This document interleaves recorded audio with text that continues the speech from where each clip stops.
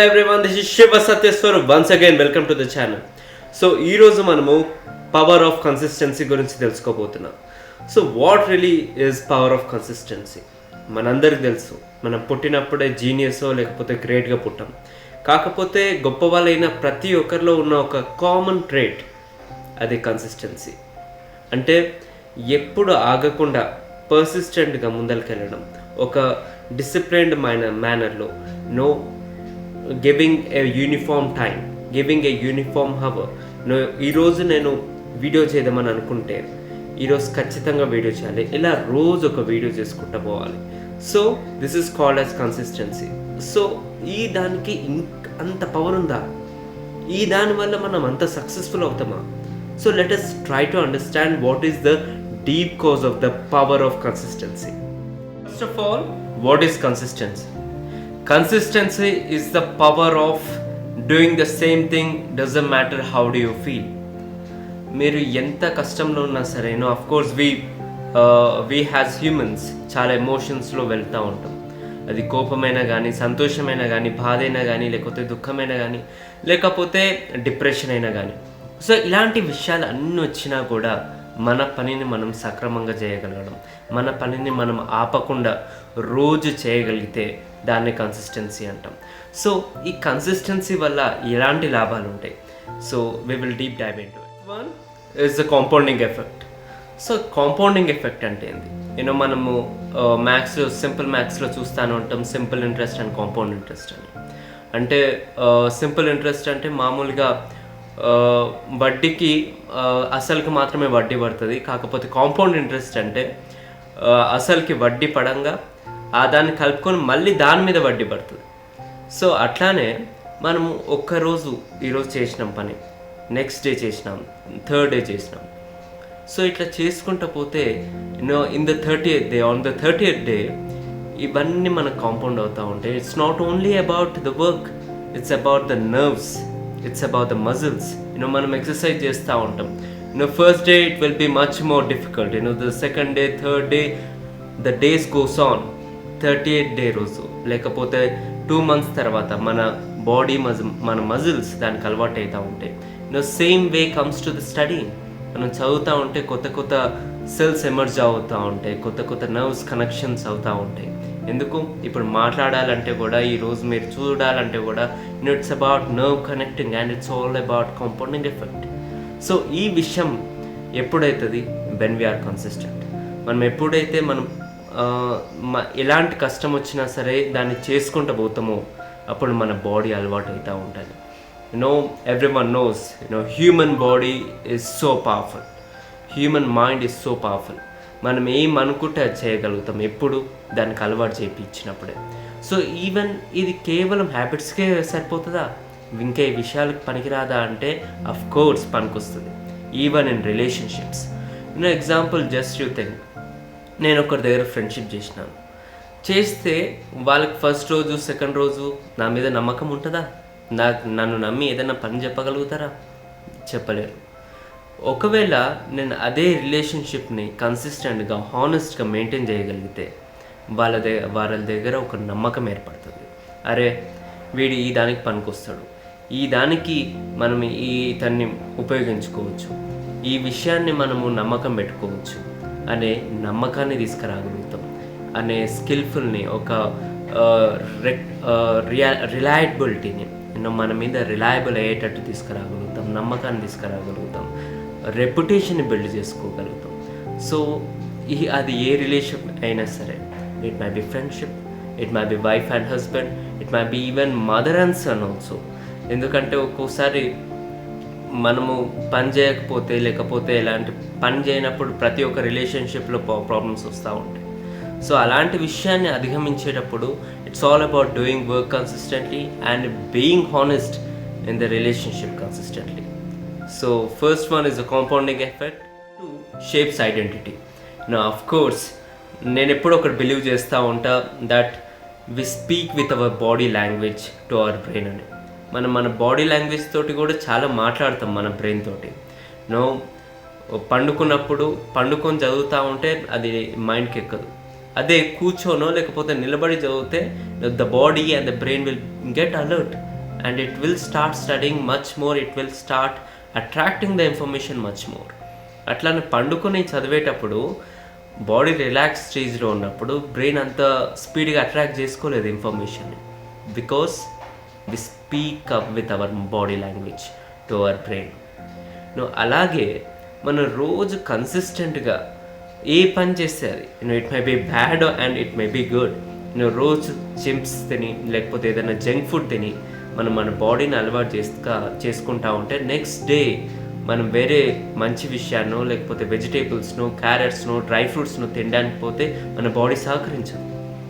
అలాగే on the good side as well, when we do our best, మనం రోజు exercise చేసి, రోజు చదువుకొని, రోజు మంచి ఫుడ్ తీసుకుంటూ, when we speak good, when we doing good, that will also get compounded ఇందాక చెప్పినట్టు.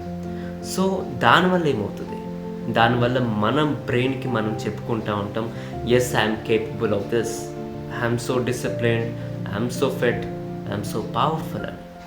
స్వామి వివేకానంద చెప్పినట్టు, it's all about you, you can do anything in this world and everything in this world. అలాగే మన బాడీ లాంగ్వేజ్ తోటి కూడా మనము ఆ మెసేజ్ని పాస్ చేయగలిగితే మన బ్రెయిన్కి, we will be unstoppable. 3 overcomes resistance. మనకి చాలామందిలో ఈ ప్రాబ్లం నేను చూసిన అండ్ ఉంటుంది కూడా, that we have our starting problem. We have ప్రతి ఒక్క టాలెంట్ ఉంటుంది మన దగ్గర, ప్రతి ఒక్క స్కిల్ ఉంటుంది మన దగ్గర, కాకపోతే స్టార్టింగ్ ట్రబుల్ ఉంటుంది. స్టార్ట్ చేయాలంటే ఒక చిన్న ఫ్యాటిగ్ వస్తుంది, నీరసంగా ఎందుకు చేయాలా, ఇప్పుడు చేయాలా అనే నీరసంగా మనం చేస్తూ ఉంటాం. So that is common and that is psychology of the human. So దాన్ని ఓవర్కమ్ చేయాలంటే కూడా మనకి కన్సిస్టెన్సీ ఉపయోగపడుతుంది. బికాజ్ మనం ఏదైనా విషయాన్ని రొటీన్గా చేసేటప్పుడు it will be a daily routine for us. రోజు ఎలా తింటున్నామో, దానికి ఎలా హెజిటేట్ కాకుండా తింటున్నామో, రోజు ఎలా స్నానం చేస్తున్నామో, అలాగే మనం ఏదైనా పని చేస్తూ ఉంటే, మనం ఏదైనా చదువుతున్నా లేకపోతే ఎక్సర్సైజ్ చేసినా మనకు స్టార్ట్ చేయడానికి ఎలాంటి ఇబ్బంది ఉండదు. It will decrease the starting trouble of us. So ఆ విషయాన్ని కూడా మనకి హెల్ప్ఫుల్ అవుతుంది. ఎప్పుడైతే స్టార్టింగ్ ట్రబుల్ ఉండదో మనం దూకేస్తాం. మనం డైరెక్ట్గా దూకేస్తే మనకి ఆటోమేటిక్గా స్విమ్మింగ్ వస్తుంది. ఆర్జీవి చెప్పినట్టు, ఏదైనా విషయం మనకు తెలియనప్పుడు, కాకపోతే మన గోల్ రీచ్ కావాలన్నప్పుడు దూకేసేయాలంతే సముద్రంలో. It will be do or die, but most of the times with our strength, with our inner strength, that we will come up with a lot much with a colors. ఎప్పుడు గెలుస్తూ ఉంటాం most of the times. So అందుకని it's all about taking out that resistance in our little resistance, but ఈ కన్సిస్టెన్సీని maintain చేయగలిగితే we will come over it. Because of this consistency achieving goals by step అవుతుంది. And also we will create momentum, we will do job with lot of ease and lot of fitness. So ఇవన్నీ cover up అయిపోతుంది మన consistency power తోటి. కాకపోతే ఇవన్నీ చేయడానికి కూడా ఒక చిన్న డౌట్ ఉంటుంది మన మైండ్లో, that we always go for the perfection.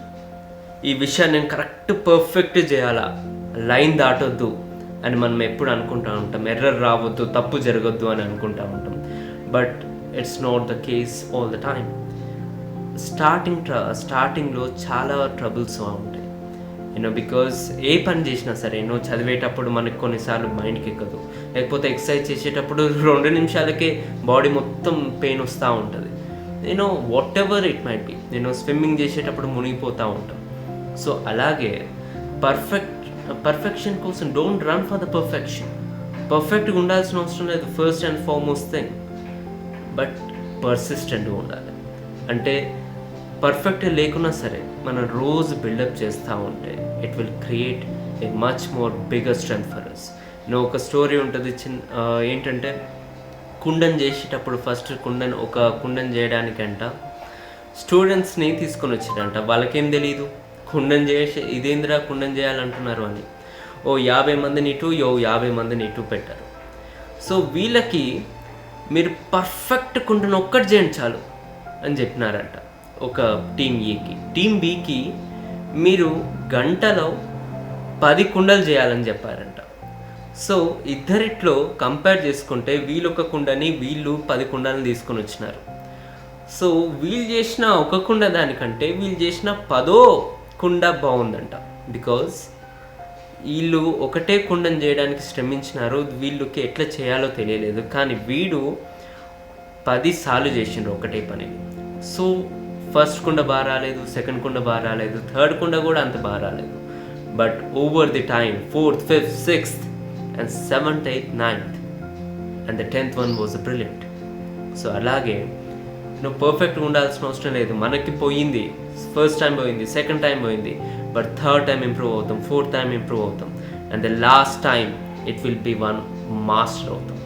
So on the basis of it, don't have doubts like perfections, just be persistent.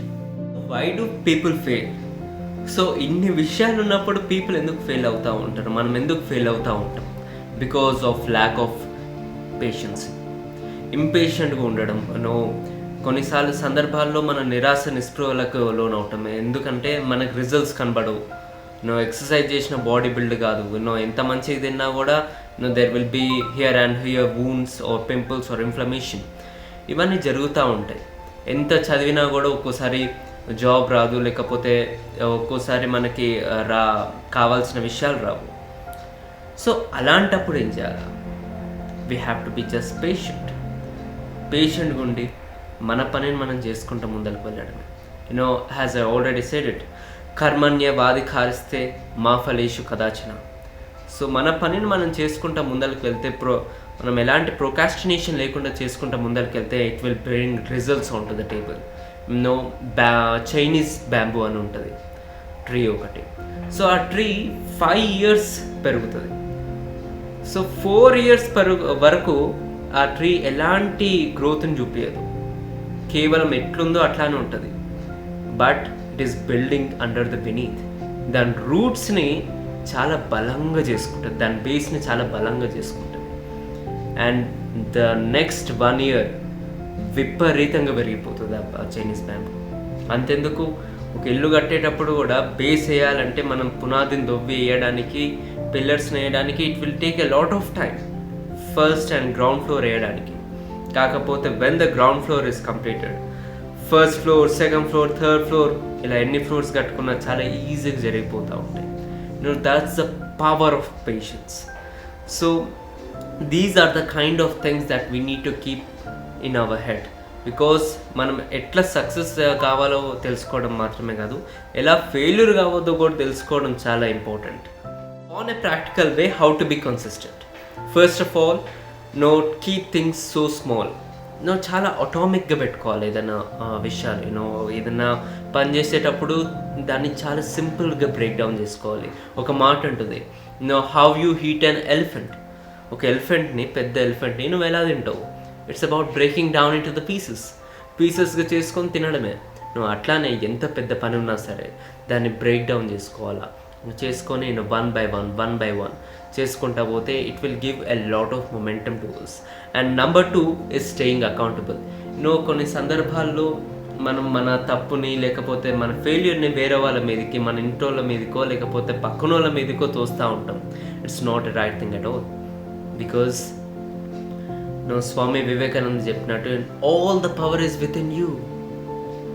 నీకు వేరే వాళ్ళ నుంచి ఇన్ఫ్లుయెన్స్ ఉంది అని అనుకోవడం చాలా negative thought. It's one of the worst thought that you ever gonna come across. So దాన్ని మనం అధిగమించాలి. And number 3, it's about track progress. మనం చేసే పనిని మనం ఎప్పుడు ప్రోగ్రెస్లో పెట్టుకుంటూ ఉండాలి. మనం మీద ఎవరైతే నమ్మకం పెట్టుకున్నారో వాళ్ళకి చెప్తూ ఉండాలి, నేను ఈ పనిని ఇంత చేసిన, లేకపోతే ఈ పనిని ఇంత చేసిన అని. లేదు, వేరే వాళ్ళకి ఎందుకు చెప్పడం అంటే, write down in your diary, keep a diary of yourself. And ఏ పని చేస్తున్నామో, ఎప్పుడు ఏం పని చేస్తున్నామో, ఎలా చేస్తున్నామో దాన్ని రాయండి. It will create a lot of thoughtfulness in yourself. And also celebrate the wins. మనం అనుకుంటా ఉంటాం చిన్న చిన్న విషయాలకి అల్పసంతుష్టురవేడు, చిన్న చిన్న విషయాలకి చాలా సంతోషపడతాడు, సెలబ్రేట్ చేసుకుంటాడు వాటిని అని. కాకపోతే చిన్న చిన్న విషయాలే మనకు ఆనందాన్ని తీసుకొని వస్తాయి. Has I said before, it's not about the happy winning people are happy, it's about the happy people will be winners. అని. సో నువ్వు be happy for yourself. నువ్వు చిన్న చిన్న ప్రోగ్రెస్ తీసుకుంటానండి, it will make your heart so feel happy. ఎప్పుడైతే హ్యాపీగా ఉంటామో మనం చాలా సక్సెస్ఫుల్ అవుతాం. And to be concluded, we have said a lot about the consistency and the power of consistency. So ఈరోజు మీరేం చేయబోతున్నారో నాకు ఒక కామెంట్ పెట్టండి, అండ్ దాన్ని రోజు నేను చేస్తున్నాను డే 1, డే 2, డే 3 అని మీకు మీరు చెప్పుకోండి. Because it will build confidence, takes away the confusion and builds self-confidence and self-power in yourself. So thank you once again. Signing off, Shiva Satyaswarup.